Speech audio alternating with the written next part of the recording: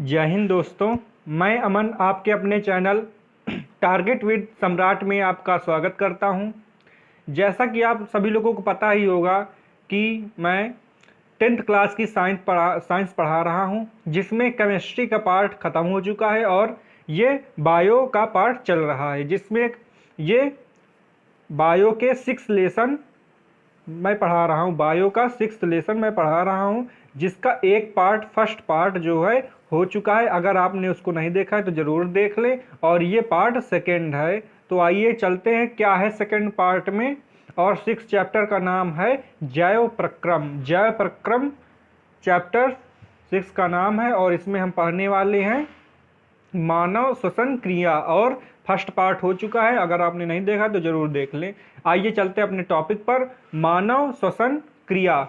अब क्या होता है कि श्वसन में क्या होता है, अंतः श्वसन और उच्च श्वसन। मतलब अंतः श्वसन मतलब सांस जब हम अंदर की ओर लेते हैं अंतः श्वसन, उच्च श्वसन जब बाहर हम सांस को निकालते हैं, ये चीज है। आइए आगे पढ़ते हैं क्या है इसके बारे में।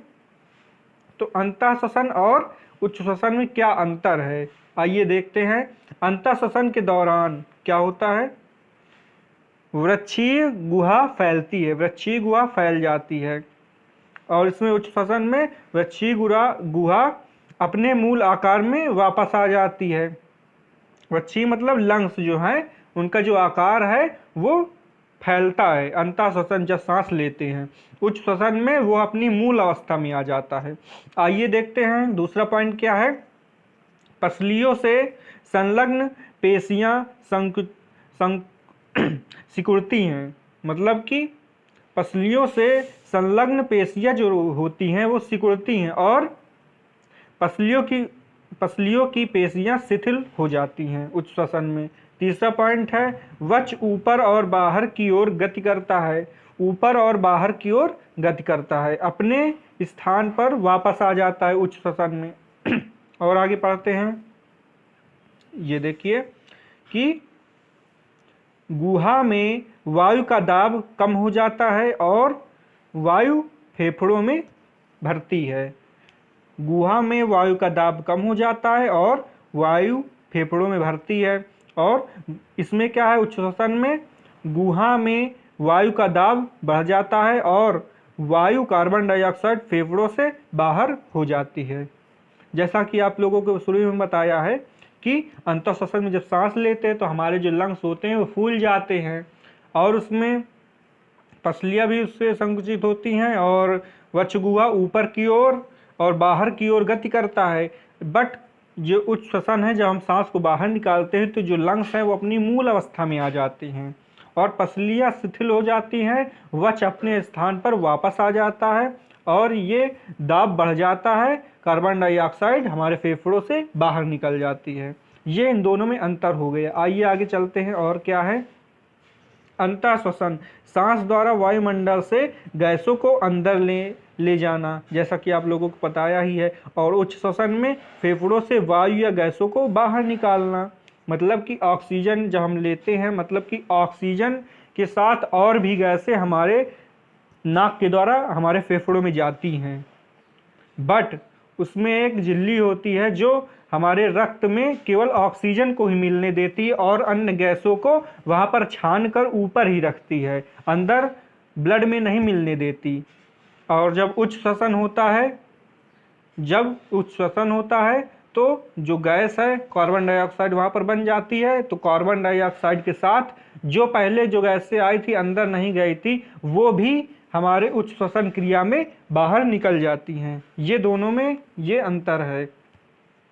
और आगे देखते हैं, स्थलीय जीव श्वसन के लिए वायुमंडल से ऑक्सीजन का उपयोग करते हैं। स्थलीय जीव, जो जीव जल में रहते हैं वे जल में विलेय ऑक्सीजन का उपयोग करते हैं। जो स्थल में रहते हैं, जैसे मानव है, पशु है, ये स्थल में जीव रहते हैं तो ये वायुमंडल से ऑक्सीजन प्राप्त करते हैं। बट जो जल में होते हैं, जैसे समुद्र, नदी, तालाब, पोखर, इन सब में, झीलें आदि में जो जलीय जीव होते हैं वो जल में जो ऑक्सीजन मिली होती है उसका उपयोग करते हैं सांस लेने में, सांस के रूप में। आइए देखते हैं आगे। कूपिका रक्त व ऊतकों के बीच गैसों का आदान प्रदान। अब ये क्या है, जब लंग्स से हम अंदर लेते हैं सांस, हमारे लंग्स से अंदर भर जाती है, और जब ये ब्लड में मिलती है तो उसमें क्या आदान प्रदान होता है उसके बारे में देखते हैं। तो पहला पॉइंट है, वायु ऑक्सीजन से समृद्ध कूपिका रक्तवाहिनी में गई और ऑक्सीजन आरबीसी में हीमोग्लोबिन के साथ मिलकर HbO2 बनाती है।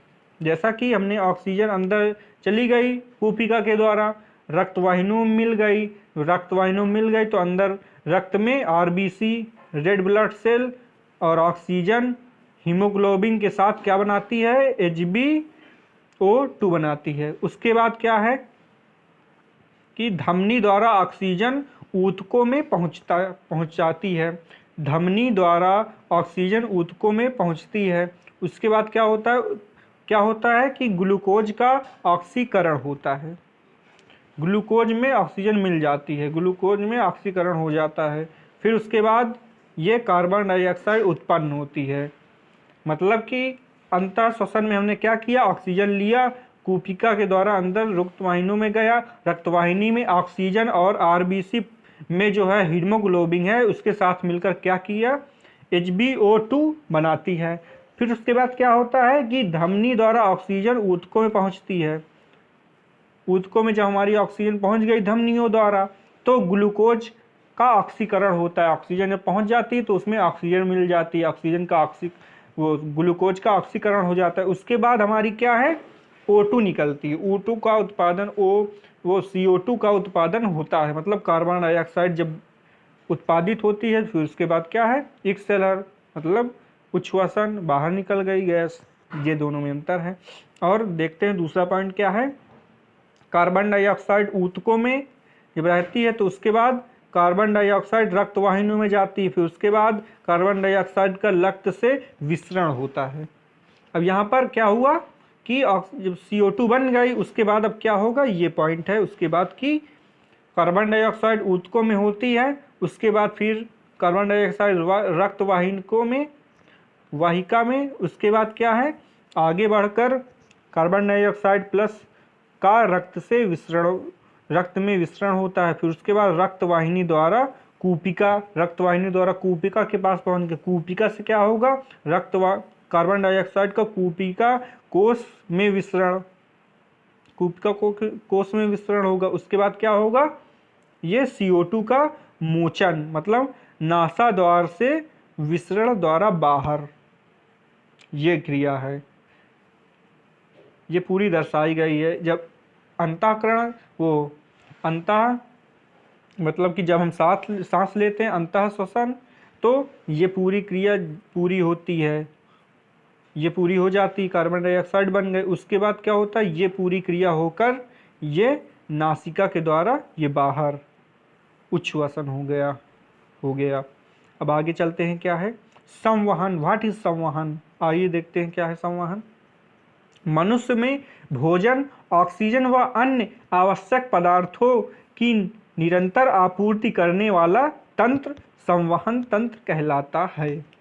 क्या है संवहन तंत्र, कि मनुष्य में भोजन, ऑक्सीजन व अन्य आवश्यक पदार्थों की निरंतर आपूर्ति करने वाला तंत्र जो है वो संवहन तंत्र कहलाता है। आइए आगे देखते हैं। ये मानव संवहन तंत्र में के प्रमुख अवयव इस प्रकार है, मतलब उनके अवयव क्या हैं। मानव श्वसन तंत्र वो संवहन तंत्र के अवयव हृदय है, रक्त नलिकाएं, रक्त नलिकाओं में क्या है धमनी और शिरा, धमनी में क्या है शुद्ध रक्त बहता है, शिरा में अशुद्ध रक्त बहता है, शुद्ध रक्त में ऑक्सीजन होता है और शिरा में मतलब अशुद्ध रक्त है तो उसमें कार्बन डाइऑक्साइड मिली होगी।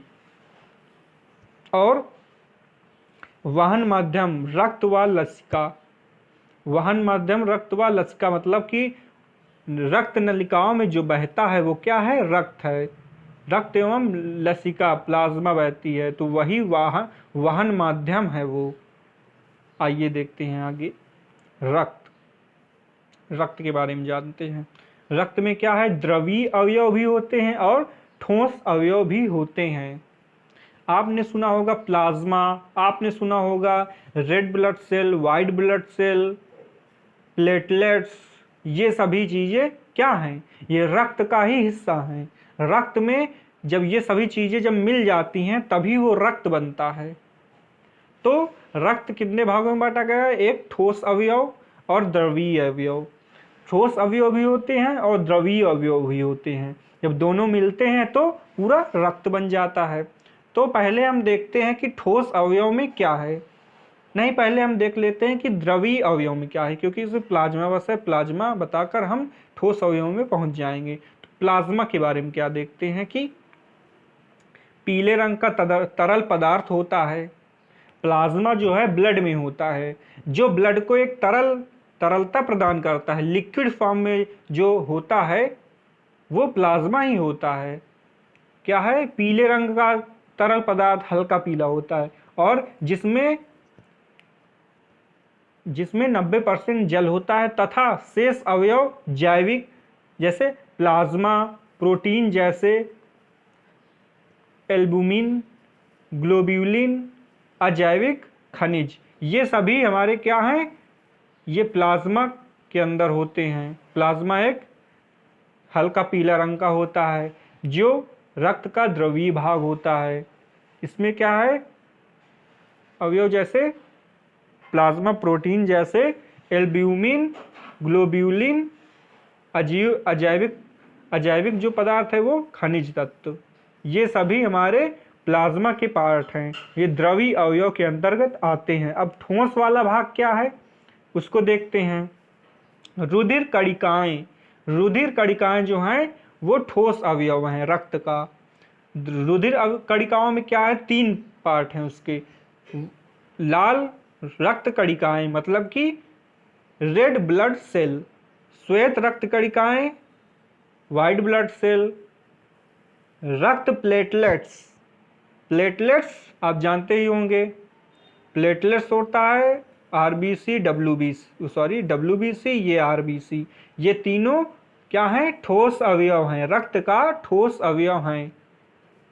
रक्त में हम लाल रुधिर कणिकाओं के बारे में देखते हैं कि ऑक्सीजन, कार्बन डाइऑक्साइड का वहन, हीमोग्लोबिन Hb रक्त को लाल रंग देता है। अब हीमोग्लोबिन जो है, जो रक्त लाल होता है, किसके कारण होता है? वो हीमोग्लोबिन के कारण हमारे रक्त का रंग जो है वो लाल होता है। आगे देखते हैं श्वेत रक्त कणिकाएं, white blood cell, WBC, white blood cell, शरीर को रोग मुक्त करने में सहायक। शरीर को रोग मुक्त करने में सहायक कौन होती है? White blood cell. White blood cell is the antibody of our blood.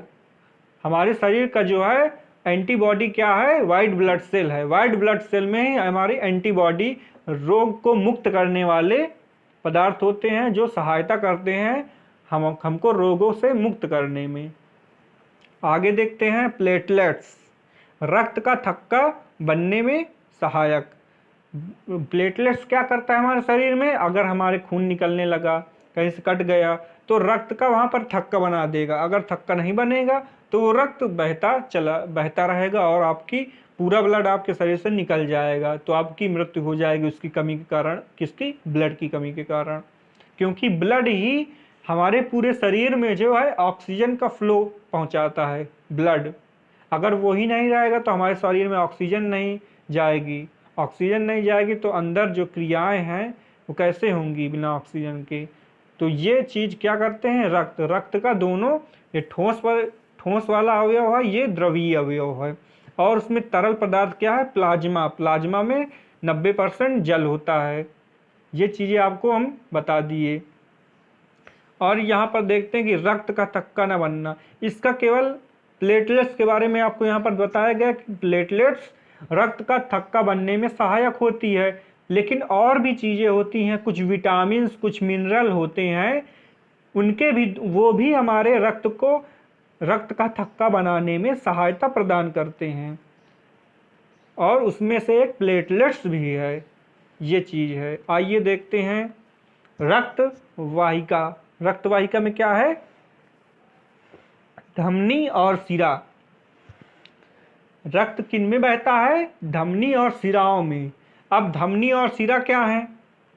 इनके बीच भी अंतर है। क्या अंतर है? कि धमनी में जो है शुद्ध रक्त बहता है और शिरा में अशुद्ध रक्त बहता है। आइए और भी इनके बारे में जानकारी प्राप्त करते हैं। ऑक्सीकृत रुधिर को हृदय से शरीर के विभिन्न अंगों तक ले जाती हैं।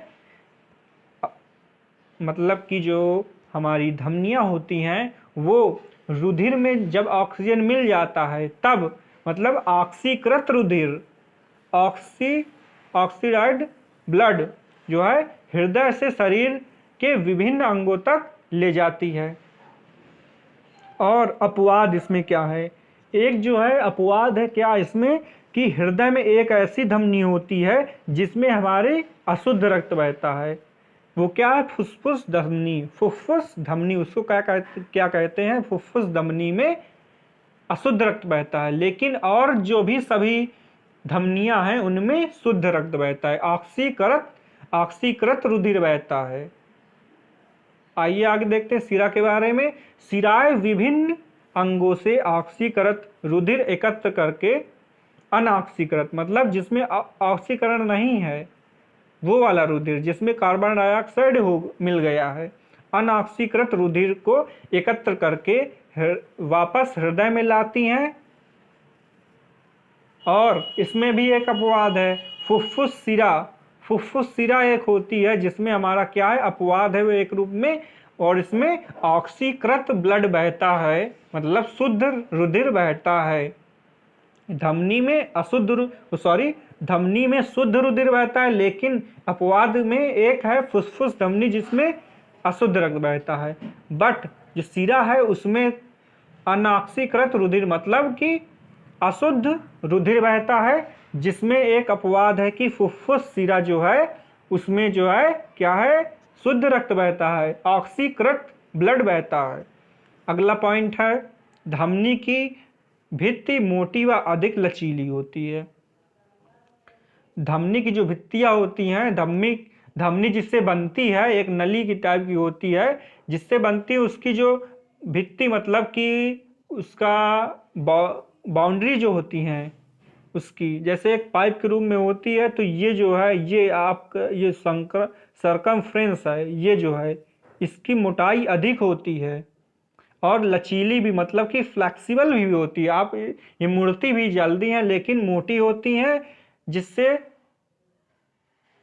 रुधिर उसमें से बाहर न निकल पाए, जो टूट ना पाए। ये इसके लिए ये क्या होती हैं? भित्ति मोटी होती है और अधिक लचीली होती है। लेकिन जो शिरा होती है, शिरा की भित्ति कम मोटी होती है, वह कम लचीली होती है। इसमें फ्लेक्सिबिलिटी देखिए, हमने एक क्रॉस सेक्शन एरिया हमने बनाया रुधिर का, मतलब कि धमनी का, और हमने बनाया शिरा की जो नलिका है उसका क्रॉस सेक्शन एरिया हमने बनाया। ये इसकी जो मोटाई है वो शिरा वाली नलिका से ज़्यादा होगी। ये चीज़ हम समझाने का प्रयास कर रहे हैं। ये अब नली ऐसे ऐसे चली जाएगी, ये पूरी इसमें ब्लड बहता रहेगा, कौन सा? शुद्ध वाला। और ये शिरा है, शिरा में अशुद्ध रक्त बहता है, तो इसकी जो ये चीज़ है वो पतली होंगी। ये बात हम बताना चाह रहे हैं। और धमनी में जो है वाल्व नहीं होते और शिरा में वाल्व होते हैं। अब वाल्व क्या है? अब जैसे ये नली है पूरी धमनी की और ये शिरा की, वाल्व मतलब कि रुधिर आगे बढ़ जाए तो वो पीछे दोबारा ना आ पाए, ये चीज़ है। धमनी में जो है इसमें वाल्व नहीं होते, मतलब कि वाल्व शिरा के हम बताते हैं शिरा में कैसे वाल्व बनता है। तो यहाँ पर ऐसे वाल्व बना रहेगा, जैसे यहाँ पर से ब्लड गया अंदर। फिर से बताते हैं कि जैसे इधर से ब्लड जा रहा है शिरा में, मतलब अशुद्ध रक्त जिसमें बहती हैं वो उन्हें शिराएं कहते हैं। ब्लड जा रहा है तो यहाँ पर एक वाल्व ऐसे से बना होगा कि अगर ब्लड इससे पार हो गया तो ये दोबारा वापस उधर न जा सके, आगे ही बढ़े, दोबारा वापस न जाए। इसके लिए इसमें शिराओं में वाल्व होता है और धमनी में वाल्व नहीं होता। अब ये क्यों नहीं होता, ये एक कारण है कि जो वाल्व धमनी में क्यों नहीं होता, क्योंकि इसमें पूरा ऑक्सीजन बहता है, आगे जाए चाहे इसे पीछे जाए पूरा ऑक्सीजन ही रहेगा। लेकिन शिराओं में शिराओं को आगे ही बढ़ना है, क्योंकि वो अशुद्ध रुधिर है। अशुद्ध रुधिर को फिल्टर होना है। कहाँ फिल्टर होना है? हमारे अंगों में, हमारे हृदय में जाना है, तो ये दोबारा वापस ना आए। अगर वापस आएगा तो धमनियों में मिल जाएगा, धमनियों में शुद्ध रक्त बहता है, अगर धमनी में मिल गया तो वो भी अशुद्ध हो गई। इसके लिए इसमें वाल्व होते हैं। ये कारण है कि धमनी में वाल्व नहीं होते और शिरा में वाल्व होते हैं। आइए आगे चलते हैं। ये सतही नहीं होती, ऊतकों के नीचे पाई जाती हैं। ये सतही नहीं होती मतलब कि ये हमारे, अगर आपने अपने हाथों में देखा होगा तो ये पतली पतली ऐसे से नलिकाएं बनी होती हैं।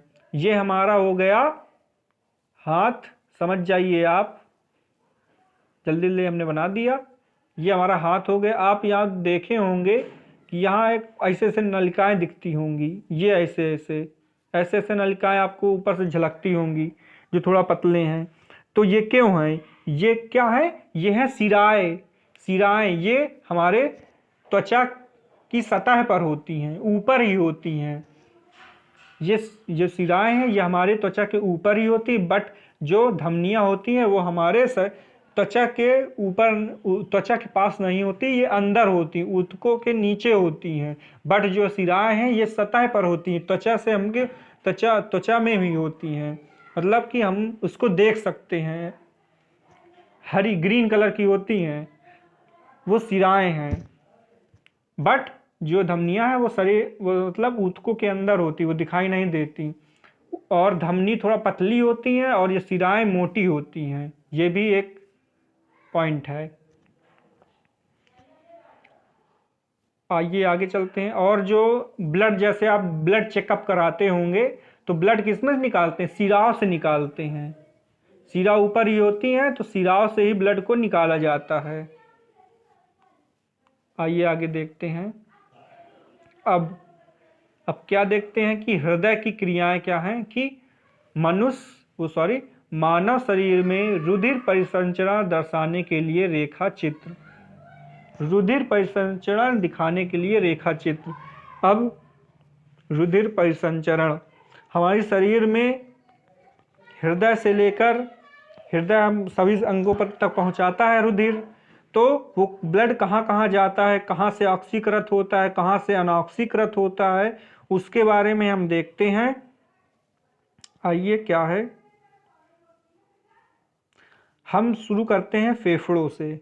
फेफड़ों से शुरू करते हैं। हमने सांस ले लिया। अब ऑक्सीजन हमारे कूपिकाओं से हमारे ब्लड में गई। इसके बाद आगे देखते हैं कि फुफ्फुस शिरा में उसकी गई विऑक्सीजनीकृत रुधिर। फिर उसके बाद क्या हुआ? अब ये आया, ये हार्ट है, हार्ट की दिखाया गया, हृदय की क्रियाएं दिखाई गई हैं। यहाँ पर ब्लड आया, कहाँ आया?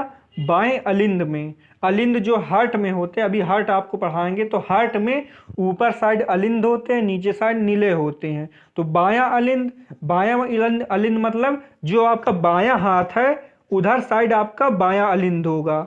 बायां अलिंद में आपकी रुधिर जाएगी। उसके बाद क्या होगा? उसके बाद जाएगी आगे बायां नीले में गई, बाएं नीले में गई। फिर क्या होगा? उसके बाद हमारा रुधिर जो है, ये प्रमुख धमनी, महाधमनी, विऑक्सीजनीकृत रुधिर, ऑक्सीकृत रुधिर जो है हमारी धमनी में जाएगा। धमनी के बाद ऊपर से फिर आपको समझाते हैं। हमने फेफड़ों सांस लिया, ऑक्सीजन हमारे ब्लड में मिल गई। आगे अब ये कहाँ जाएगी? फुफ्फुस शिरा में। फुफ्फुस शिरा में आपको बताया था कि इसमें अपवाद है। शिरा में वो सॉरी शिरा में अशुद्ध रक्त बहता है, लेकिन फुफ्फुस शिरा में जो है वो शुद्ध रक्त बहता है। तो फुफ्फुस शिरा में पहुंच गई रुधिर। फुफ्फुस शिरा के पहुंचने के बाद फिर जाएगी हृदय के बाएं अलिंद में, बाएं अलिंद में जाएगी, बाएं अलिंद के बाद बायां निलय में जाएगी, बायां निलय के जाने के बाद फिर ये कहाँ पहुंचेगी, हमारे धमनियों में, धमनियों में पहुंच जाएगी। पहले महाधमनी में पहुंचेगी, उसके बाद कहाँ जाएगी, छोटी छोटी धमनियों में जाएगी, छोटी छोटी धमनियों में जाएगी, उसके बाद शरीर के अंगों में जाएगी। शरीर के अंगों में पहुंच गई मतलब रुधिर हमारे शरीर के अंदर पहुंच गया, अंगों में पहुंच गया, शरीर के अंगों में हमारा रुधिर, शुद्ध रुधिर पहुंच गया। उसके बाद अब क्या होगा, आइए देखते हैं। प्रमुख शिरा, अब जो है प्रमुख शिरा है, अब जो ब्लड है उसमें कार्बन डाइऑक्साइड मिल चुकी है, कार्बन डाइऑक्साइड मिल चुकी है। उसके बाद क्या होगा, ये ब्लड जाएगा दायां निलय, वो सॉरी दायां अलिंद में, दायां अलिंद में जाएगा। फेफड़ों से आकर किस में आया, बायां अलिंद में। बट जब पूरे अंगों से ब्लड आगे बढ़ा, उसमें कार्बन डाइऑक्साइड मिल गई, तो आगे कहाँ जाएगा, महाशिराओं में जाएगा। महाशिराओं से किस में जाएगा, दायां अलिंद में जाएगा। दायां अलिंद के बाद कहाँ जाएगा, दायां निलय में जाएगा, क्योंकि दायां अलिंद के नीचे क्या होता है, दायां निलय होता है। तो दायां निलय में पहुंच गई। अब दायां निलय में जब पहुंच गई तो अब किस में जाएगी ये, अब ये यहाँ पर क्या है, अशुद्ध रुधिर है, अशुद्ध रुधिर है, तो अशुद्ध रुधिर बढ़ेगा और कहाँ जाएगा, फुफ्फुस धमनी में, फुफ्फुस धमनी में। फुफ्फुस धमनी में कैसी रक्त बहता है, अशुद्ध रक्त बहता है। आपको अपवाद में बताया था कि धमनियों में शुद्ध बहता है रक्त, बट फुफ्फुस धमनी में जो है उसमें क्या है, अशुद्ध रुधिर, अशुद्ध रुधिर बहता है, अशुद्ध रुधिर बहता है। फिर उसके बाद फुफ्फुस धमनी से हमारा ब्लड कहाँ जाएगा, फिर फेफड़ों में जाएगा, फिर फेफड़ों में गया, फेफड़ों में अशुद्ध रुधिर गया, फिर यहाँ पर से हमने सांस लिया, सांस लिया तो ऑक्सीजन मिल गई, फिर ऑक्सीजन मिल गए तो फिर ये फुफ्फुस शिरा में गया, फुफ्फुस शिरा में शुद्ध रुधिर बहता है, फिर बायां अलिंद में, फिर बायां निलय में। ये ऐसे ऐसे क्रियाएं ये चलती रहती हैं। ये बहुत तेजी क्रिया होती है, बहुत तेज होती है। तो ये क्या हो गया, मानव रक्त का संचरण, मानव शरीर में रुधिर परिसंचरण हो गया। आगे क्या पॉइंट है उसके बारे में देखते हैं। मानव हृदय एक पंप की तरह होता है जो सारे शरीर में रुधिर का परिसंचरण कराता है। एक पंप है, पंप मतलब आपके घर में एक मोटर होगी पानी वाली, उसी तरह है कि आप मोटर चलाते होंगे तो जमीन के अंदर से निकालते हैं पानी और आपके छत के ऊपर वाली बिल्डिंग तक पहुंचा देती है, या आपके सभी जो घर है उसके सभी अंगों तक पहुंचा देती है पानी पाइप के द्वारा। उसी प्रकार ये हृदय में, मानव हृदय होता है या और कोई जीव है तो उसमें भी हृदय होगा, तो वो यही काम करता है, पंप की तरह काम करता है, जो रुधिर को हमारे शरीर के विभिन्न अंगों तक रक्त को पहुंचाता है। रक्त को पहुंचाता है तो वही है रक्त परिसंचरण, मतलब रक्त का शरीर में जब संचरण होता है वही कहलाता है रक्त परिसंचरण। आगे देखते हैं। अलिंद की अपेक्षा निलय की पेशियां भित्ति मोटी होती हैं, क्योंकि निलय को पूरे शरीर में अधिक रक्तचाप से रुधिर भेजना होता है। अब देखते हैं कि अलिंद की अपेक्षा निलय की पेशियां भित्ति मोटी होती हैं। ऊपर होते हैं अलिंद। हमारा जो हृदय है 4 भागों में बटा, 4 कोष्ठ में बटा है। तो इधर हो गया निलय, अलिंद, बायां अलिंद, इधर हो गया दायां अलिंद, मतलब राइट, ये लेफ्ट। ये अलिंद हैं दोनों, ये दोनों इनसे हम निलय दिखाते हैं, ये इधर निलय है। तो यहाँ पर रुधिर फुफ्फुस शिरा से आया, फिर इससे इसमें गया, मतलब बायां अलिंद से दायां निलय में गया। तो दायां निलय में जो निलय ही हमारे शरीर में खूब तेज से भेजता है, तो जो निलय है उसकी भित्तियां मोटी होती हैं, पेशियां भित्ति अलिंद से ऊपर वाले से इसमें मोटी होती, क्योंकि इसको हमारे शरीर में अधिक दाब पर रक्त को पहुंचाना होता है, इसलिए इसकी जो भित्तियां होती हैं मोटी होती हैं। आगे देखते हैं, ये है हमारे हृदय का अनुप्रस्थ काट चित्र। अनुप्रस्थ काट चित्र, आप सोच रहे होंगे ये अनुप्रस्थ काट क्या है। जैसे कोई ऑब्जेक्ट, ऑब्जेक्ट मतलब वस्तु है कोई भी। जैसे देखते हैं कि हमारे पास एक क्यूब है, क्यूब क्यूब हमने लिया, ये सॉरी क्यूबाइड लेते, क्यूबाइड मतलब घनाभ। ये हमने एक क्यूबाइड ले लिया। अब इसका अनुप्रस्थ काट निकालेंगे, मतलब कि इसको हम ऐसे बीच से काट देंगे। ये हमने इससे बीच से काट दिया, बीच से काट दिया तो आगे जो ऐसे पार्ट दिखेगा पीछे वाला, वो कैसा दिखेगा, वो ऐसा ही दिखेगा, ऐसा ही दिखेगा। ये इससे दुगना मोटाई का है, ये इसके आधा हो गया। तो ये ऐसे ऐसे जो दिख रहा है, यही अनुप्रस्थ काट है। तो हृदय बना है, हृदय को बीच से ऐसे काट दिया गया, हृदय को बीच से ऐसे काट दिया गया, तो अंदर की नलिकाएं जो हैं वो यहाँ पर ऐसे दर्शाई गई हैं, वो दिखने लगी, तो वही है अनुप्रस्थ काट। अब आइए देखते हैं इसमें क्या क्या है।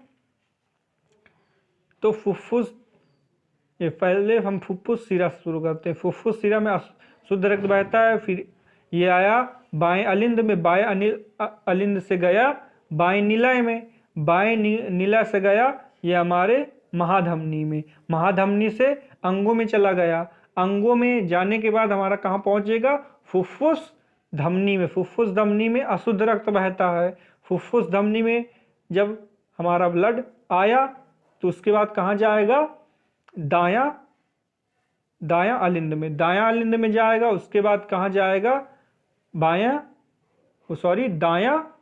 निलय में जाएगा, दायां निलय में जाएगा। उसके बाद कहाँ जाएगा, हमारे फेफड़ों में जाएगा, वहां से शुद्ध हो जाएगा।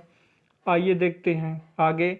हृदय में उपस्थित वाल्व रुधिर प्रवाह को उल्टी दिशा में रोकना सुनिश्चित करते हैं। और यहाँ पर हृदय में क्या होते हैं, वाल्व होते हैं। ये जो है, ये आपको दिख रहा होगा, ये जो है वाल्व है। वाल्व मतलब क्या काम करेंगे, जब रुधिर इधर आ जाएगा तो वाल्व बंद हो जाएंगे, फिर ये रुधिर आगे बढ़ जाएगा। और ये क्रिया जो है बहुत तेजी से होती है, बहुत तेजी से, मिनी सेकेंड। आइए देखते हैं लसिका क्या है। आपने ऊपर पढ़ा होगा लसिका बताया था। तो लसिका क्या है, एक तरल ऊतक है जो रुधिर प्लाज्मा की तरह ही होता है, लेकिन इसमें अल्प मात्रा में प्रोटीन होता है। लसिका वहन में सहायता प्रदान करता है। लसिका वाहन में सहायता प्रदान करता है। लसिका जो है वो एक प्रकार का रुधिर प्लाज्मा ही होता है। रुधिर प्लाज्मा आपको हमने बताया कि तरल होता है रुधिर प्लाज्मा। रुधिर प्लाज्मा में ही ये सब RWC, WBC, प्लेटलेट सब मिली होती हैं।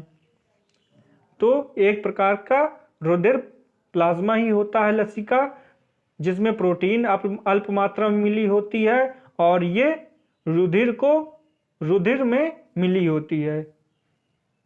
और ये वहन मतलब एक जगह से दूसरे स्थान, जब एक अंग से दूसरे अंग जो हमारा ब्लड जाता है उसमें सहायता प्रदान करती है, क्योंकि ये तरल होती है। अब पादप में परिवहन जाइलम और फ्लोयम से हमारे पादपों में फ्लो होता है। क्या फ्लो होता है, जैसे हमारे शरीर में नलिकाएं होती हैं, रुधिर नलिकाएं, उसी प्रकार पौधों में जाइलम और फ्लोयम होते हैं। जाइलम का काम होता है, क्या होता है कि रूट से, जो हमारा जैसे पेड़ है, पेड़ की जड़ होती है, तो जड़ों के द्वारा अंदर से जल और खनिज पदार्थ आदि को ये हमारे शरीर मतलब पादप के शाखाओं से जाकर ये पत्तियों तक जल और मिनरल्स को पहुंचाता है जाइलम। अब पत्तियों के द्वारा भोजन बन जाता है। किससे बनता है कि पत्तियों का रंग हरा होता है, क्लोरोफिल हो गया उसमें, और कार्बन डाइऑक्साइड लेगा, और प्रकाश, सूर्य का प्रकाश की उपस्थिति में ये पत्तियां भोजन बनाती हैं। सूर्य का प्रकाश यहाँ से जाइलम के द्वारा जल मिनरल्स पत्तियों तक जाएंगे, क्लोरोफिल है उसमें, तो ये यहाँ पर भोजन बन गया। भोजन बन गया पादप में, और वो भोजन वो पादप के विभिन्न अंगों तक, विभिन्न शाखाओं तक जो भोजन पहुंचेगा पत्तियों द्वारा बनाया हुआ, किसके द्वारा पहुंचेगा? वो फ्लोएम के द्वारा पहुंचेगा। जाइलम मतलब नीचे से ऊपर पहुंचाएगा मिनरल्स और जल को, फ्लोएम पत्तियों के द्वारा बने हुए भोजन को पादप के विभिन्न शाखाओं तक, अंगों तक पहुंचाएगा फ्लोएम। आइए देखते हैं, यही चीज यहाँ पर बताई गई है कि जो जाइलम है पादप तंत्र का एक अवयव है जो मृदा से प्राप्त जल खनिज लवणों का वहन करता है, जबकि फ्लोएम पत्तियों द्वारा प्रकाश संश्लेषित उत्पादों को पौधे के अन्य भागों तक वहन करता है। आपको हमने ऊपर ही सब चीजें डिटेल में बता दिया है।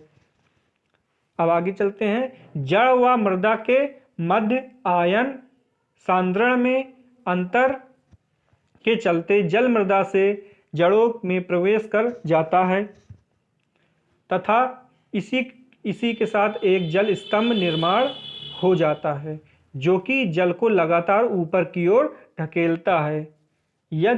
यही दाब जल को ऊंचे वृक्षों के विभिन्न भागों तक पहुंचाता है। यहाँ पर बताया गया है कि आयन सांद्रण में अंतर के चलते जड़ और मृदा, मिट्टी हो और जल है, उसमें आयन में सांद्रण के अंतर के कारण क्या होता है? जल जो है मृदा से जड़ों में प्रवेश करता है। प्रवेश करके कहाँ जाएगा? जल स्तंभ का निर्माण करता है। 10 जल स्तंभ का निर्माण करके जब जो जाइलम होता है वो जल और हमारे खनिज पदार्थों को पेड़ के विभिन्न पत्तियों तक पहुंचाता है। आइए देखते हैं, अगला पॉइंट है, यही जल पादप के वायवीय भागों द्वारा वाष्प के रूप में वातावरण में विलीन हो जाता है। यह प्रक्रम वाष्पोत्सर्जन कहलाती है। अब जल है जाइलम के द्वारा ऊपर पहुंच गया, जनरल मिनरल्स खाना बन गया, भोजन बन गया, पत्तियों द्वारा वो फ्लो हो गया हमारे फ्लोएम के द्वारा, किसमें? पादप के विभिन्न शाखाओं तक पहुंच गया।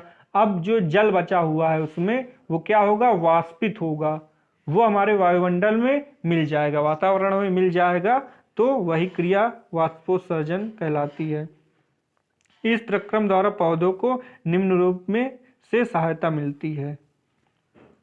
क्या है? जल के अवशोषण एवं जड़ से पत्तियों तक जल तथा विलेय खनिज लवणों के उपरिमुख गति में सहायता करता है। यही चीज बताई गई कि जाइलम जो होता है जल को अवशोषित करता है, जड़ों के द्वारा पत्तियों तक पहुंच जाते हैं। क्या पहुंचते हैं? जल और खनिज लवण रूट के द्वारा, हमारे रूट से जाइलम तक पहुंचे, जाइलम पत्तियों तक पहुंचा देता है खनिज लवण और जल को। आगे पौधे में ताप नियमन में भी सहायता करता है। पौधों का जब ताप होता है, बढ़ ना जाए, कम ना हो जाए, उसमें भी सहायता प्रदान करता है, उसको संतुलित करता है पेड़ का पौधे के ताप को।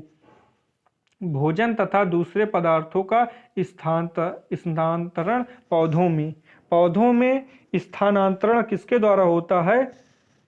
भोजन पत्तियों में बन जाता है, तो अब किसके द्वारा वो पादप के विभिन्न तनों तक जाएगा, स्टेम तक जाएगा। प्रकाश संश्लेषण में विलेय उत्पादों का वहन स्थानांतरण कहलाता है। मतलब कि प्रकाश संश्लेषण द्वारा जब उत्पाद बन जाता है, मतलब पत्तियों द्वारा भोजन बन जाता है, तो उसको पत्तियों से स्टेम मतलब कि पौधे के विभिन्न भागों तक जब पहुंचता है तो उसे ही स्थानांतरण कहते हैं। जो कि फ्लोएम ऊतकों द्वारा होता है। फ्लोएम के द्वारा ये क्रिया होती है। स्थानांतरण पत्तियों से पौधों के शेष भागों में ऊपरिमुख तथा अधोमुखी दोनों दिशाओं में होता है। मतलब कि पत्तियां द्वारा भोजन बन गया तो पत्ती द्वारा अगर ऊपर भी कोई तना है तो उसमें अगर पहुंचाना है तो फ्लोएम ही पहुंचाएगा। अगर पत्ती ऊपर है नीचे स्टेम मतलब तना नीचे है तो फ्लोएम के ही द्वारा उस तने तक जाएगी। ये बात मतलब कि ऊपर भी जा सकती है और नीचे भी जा सकती है। जहां भोजन की आवश्यकता है वहां तक फ्लोएम जो है हमारे भोजन मतलब कि पत्तियों द्वारा बनाए हुए भोजन को पहुंचाएगी। फ्लोएम द्वारा स्थानांतरण ऊर्जा के प्रयोग से पूरा होता है। अतः सुक्रोज फ्लोएम ऊतकों में एटीपी ऊर्जा से परासरण बल द्वारा स्थानांतरित होती है। सुक्रोज बन जाता है जो फ्लोएम के द्वारा, और एटीपी मतलब ऊर्जा को किसके द्वारा देखते हैं? एटीपी के द्वारा। उसको विभिन्न अंगों तक विभिन्न तनों तक पहुंचा देती है फ्लोएम। मानव में उत्सर्जन। अब उत्सर्जन क्या है? उत्सर्जन अपने शरीर से अपशिष्ट पदार्थ को अपने शरीर से निकालना ही उत्सर्जन कहलाता है। आइए देखते हैं मानव में उत्सर्जन कैसे होता है। वह जैव प्रक्रम जिसमें जीवों के उपापचयी क्रियाओं में जनित हानिकारक नाइट्रोजन युक्त पदार्थों का निष्कासन होता है उत्सर्जन कहलाता है। मतलब कि जब हमारे शरीर में भोजन बन जाता है, पच जाता है, अब जो अपशिष्ट पदार्थ बचा है, चाहे वो नाइट्रोजन हो, नाइट्रोजन युक्त पदार्थ हो या जटिल अवयव हों, जटिल पदार्थ हों, अपशिष्ट पदार्थ हों, वो जब शरीर के बाहर निकलते हैं, निकाले जाते हैं, उसे ही उत्सर्जन कहते हैं।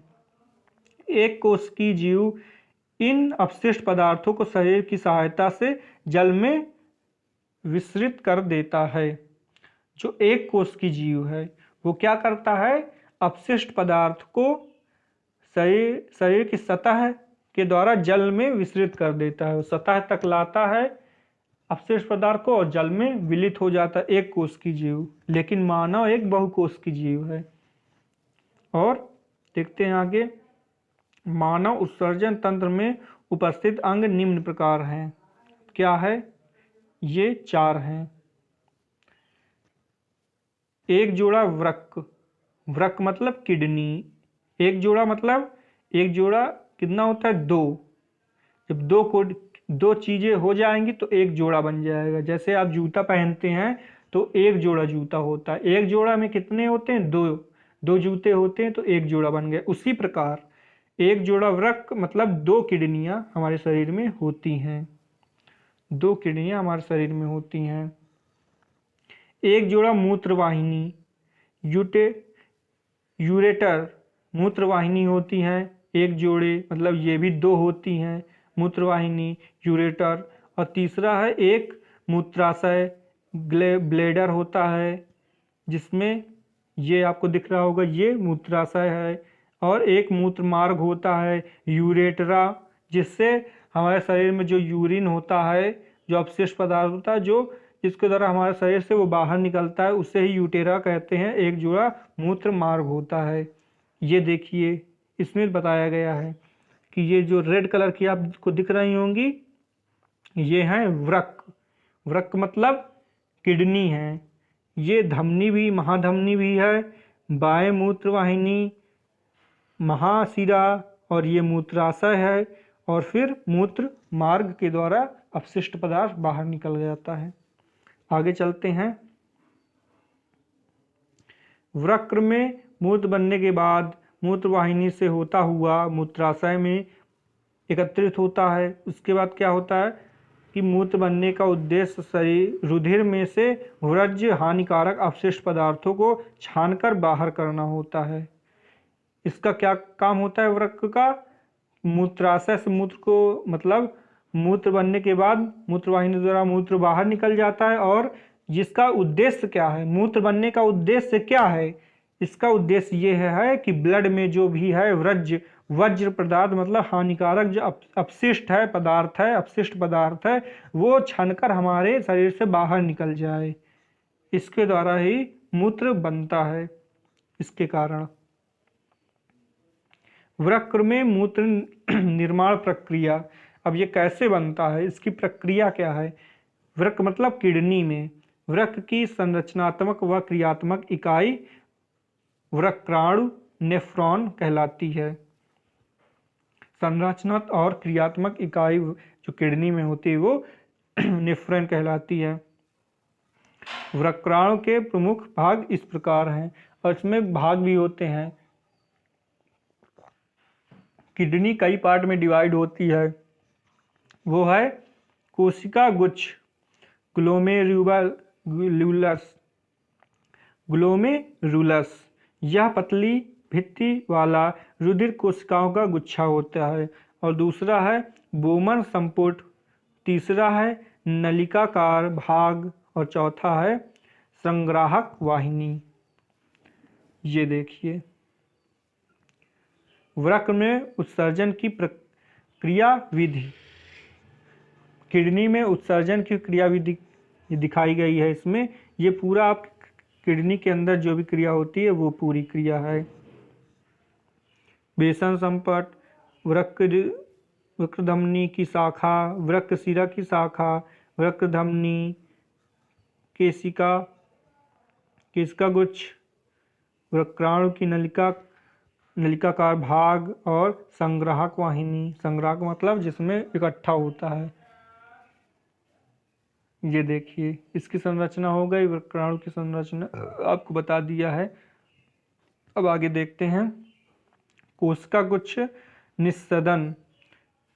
जब वृक्क धमनी की शाखा वृक्काणु के में प्रवेश करती है तब जल, लवण, ग्लूकोज, अमीनो अम्ल व अन्य नाइट्रोजनी अपशिष्ट पदार्थ कोशिका गुच्छ में से छनकर वोमन संपुट में आ जाते हैं। कोशिका गुच्छ में ये क्रिया होती है। उसके बाद वर्णात्मक पुनः अवशोषण, वृक्काणु से के नलिकाकार भाग में शरीर के लिए उपयोगी पदार्थ जैसे ग्लूकोज, अमीनो अम्ल, लवण व जल का पुनः अवशोषण हो जाता है। और जिसमें अच्छे पदार्थ कुछ बचे हुए हैं तो उसमें से अच्छे पदार्थ को निकाल लिया जाता है। किसके द्वारा, वर्णात्मक पुनः अवशोषण के द्वारा। और ये तीसरा पॉइंट है नलिका श्रवण। यूरिया, अतिरिक्त जल व लवण जैसे उत्सर्जी पदार्थ वृक्काणु के नलिकाकार भाग के अंतिम सिरे में रह जाते हैं व मूत्र का निर्माण करते हैं। वहां से मूत्र संग्राहक वाहिनी व मूत्र वाहिनी से होता हुआ मूत्राशय में अस्थायी रूप से संग्रहित रहता है तथा मूत्र के दाब के द्वारा मूत्र मार्ग से बाहर निकल जाता है। नलिका श्रवण में ये सभी चीजें होती हैं, जो अपशिष्ट पदार्थ है, तरल पदार्थ है, उसका वो संग्रहित हो जाता है अस्थायी रूप के लिए। जब वहाँ दाब बढ़ता है तो वो मूत्र मार्ग के द्वारा बाहर निकल जाता है। अब देखिए कृत्रिम वक्र, आर्टिफिशियल किडनी। ओरिजिनल किडनी मतलब जो हमें प्राकृतिक के द्वारा दी जाती है वो ओरिजिनल किडनी है, आमतौर पर यही होती। अगर किसी जीव मतलब कि किसी मनुष्य के अंदर ये अगर खराब हो गया किडनी तो उसमें आर्टिफिशियल किडनी लगवानी पड़ती है। उसके बारे में यहाँ पर बताया गया है कि कृत्रिम वृक्क अपीहन यह एक ऐसी युक्ति है जिसके द्वारा रोगियों के रुधिर में से कृत्रिम वृक्क की मदद से नाइट्रोजन युक्त अपशिष्ट पदार्थ का निष्कासन किया जाता है। अब उसके पास किडनी तो है नहीं तो कैसे होगा। अपोहन एक कृत्रिम वृक्क है जिसे अपोहन कहते हैं हिंदी में। तो जो रोगी होता है उसके अंदर जो शरीर के नाइट्रोजन युक्त अपशिष्ट पदार्थ है उसका निष्कासन किया जाता है कृत्रिम वृक्क के द्वारा। प्रायः एक स्वस्थ व्यक्ति में प्रतिदिन 180 लीटर आरंभिक निस्यंदन वक्र में होता है, जिसमें से उत्सर्जित मूत्र का आयतन 1.2 लीटर है। शेष निस्सरण वृक्क नलिकाओं में पुनः अवशोषित हो जाता है। अब देखते हैं पादपों में उत्सर्जन। जिस प्रकार मनुष्य में उत्सर्जन हो गया, जीव जंतु में उत्सर्जन हो गया, उसी प्रकार अब पादप पेड़ पौधों में कैसे उत्सर्जन होता है उसके बारे में देखते हैं। वाष्पोत्सर्जन प्रक्रिया द्वारा पादप अतिरिक्त जल से छुटकारा पाते हैं। उनमें अतिरिक्त जल भर जाता है तो क्या होता है, वाष्पोत्सर्जन। जो उनके अंदर जो जल है वो वाष्प के रूप में वायुमंडल में मिल जाता है। इसके द्वारा हो गया उत्सर्जन। और बहुत से पादप अपशिष्ट पदार्थ कोशिकीय रिक्तिका में संचित रखते हैं। मतलब कि कोशिकीय रिक्तिका में संचित रहता है क्या, अपशिष्ट पदार्थ पादपों में। अन्य अपशिष्ट पदार्थ उत्पाद जो है अपशिष्ट पदार्थ हैं, रेजिन तथा गोंद के रूप में पुराने जाइलम में संचित रहते हैं। अन्य जो अतिरिक्त पदार्थ हैं वो रेजिन या गोंद के रूप में पुराने जाइलम में संचित रह जाते हैं। ये उत्सर्जन की क्रियाएं हैं पादप में। और चौथा पॉइंट है पादप कुछ अपशिष्ट पदार्थों को अपने आसपास मृदा में उत्सर्जित करते हैं, मृदा में भी उत्सर्जित कर देते हैं। तो दोस्तों यह चैप्टर जैव प्रक्रम अब समाप्त होता है। तो आपको वीडियो कैसी लगी? अगर आपको कुछ इसमें ना समझ में आया हो तो आप कमेंट जरूर करें, हम उसका रिप्लाई जरूर देंगे। आपके लिए एक नई वीडियो बनानी पड़े तो हम बनाएंगे। तो आपको वीडियो कैसी लगी कमेंट जरूर करें। अपने दोस्तों के पास इस वीडियो को जरूर शेयर करें, वीडियो को लाइक करें, सब्सक्राइब करें चैनल को और लोगों से भी सब्सक्राइब करवाएं। तो धन्यवाद, मिलते हैं अगली वीडियो में। तब तक के लिए धन्यवाद।